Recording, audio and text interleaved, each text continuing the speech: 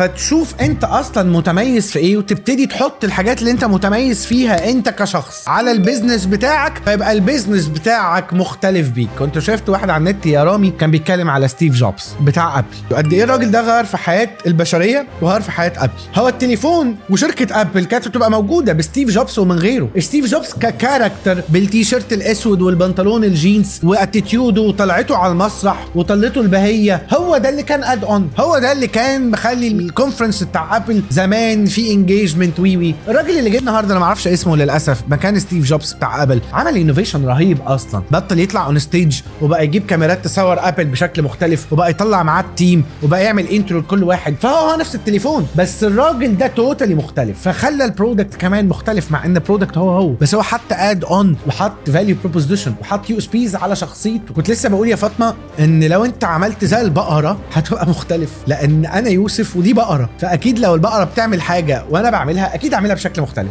يمكن اعملها اضعف، يمكن اعملها اقل، يمكن اعملها احسن، يمكن اعملها اذكى اكتر، حاجات كتير، فاكيد هتبقى مختلف. بس اعملها، اللي مطلوب منك ان انت تعمل، لو ما عندكش اشتغل وهتلاقي الفاليو بروبوزيشن وانت ماشي، يعني افضل ماشي في طريقك وهتلاقي النتائج وانت ماشي في طريقك. لو عجبك الفيديو اعمل كومنت هطلع لك تاني. تشيرز.